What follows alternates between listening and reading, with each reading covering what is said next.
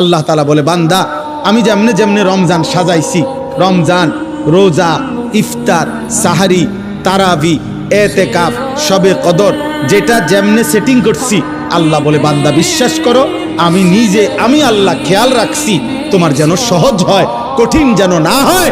এইভাবে আমি আল্লাহ বিধানটা আমি নিজের হাতে সাজাইছি। ইউরিদুল্লাহু বিকুমুল ইউসরা, তোমার কঠিন হবে না, তোমার কঠিন হবে না। আমি জানি তোমার ভিতর বাহির, তোমার শরীরের যোগ্যতা কদ্দুর, এ তো আমি দিছি বান্দা। তোমার শরীর স্বাস্থ্য, তোমার জীবন যৌবন আমি দিছি। তুমি অসুস্থ প্রচন্ড, কোনোভাবেই তুমি পারবা না, তো ঠিক আছে, ফামান কানা মিনকুম মারিদান, তুমি যদি প্রচন্ড অসুস্থ হও, যে অসুস্থতা রোগ বেড়ে যাবে রোজা রাখলে, তো ঠিক আছে, যখন সুস্থ হও তখন তুমি কাজা করে নিও। আল্লাহ বলছে লম্বা পথ সফর করবা, তোমার কষ্ট হবে, মুসাফির, ঠিক আছে, তুমি ওই সময় রোজা ছেড়ে দিও, অন্য সময়ে যখন বাড়িতে থাকবা কাজা করে নিও।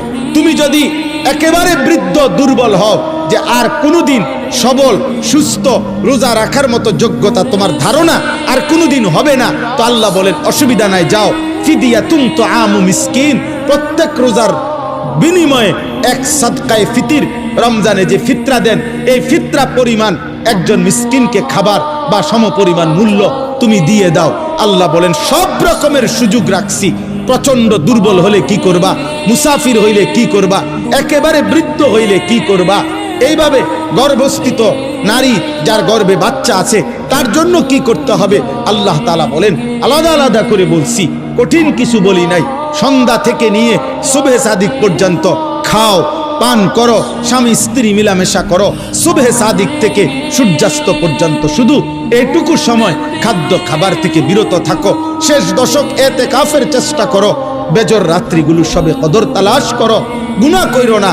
বাজারে তো সারা বছরই যাইতে পারবা, কাপড়, লুঙ্গি, শার্ট, শাড়ি, থ্রি পিস, জুতা, এ তো সারা বছরই কিনতে পারবা।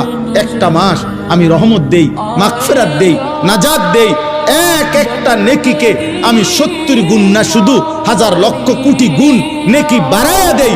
এত কিছু দিয়ে আমি চেয়েছি যেন আমার বান্দা জান্নাতি হয়, মুত্তাকি হয়। তুমি বান্দা কদর করো।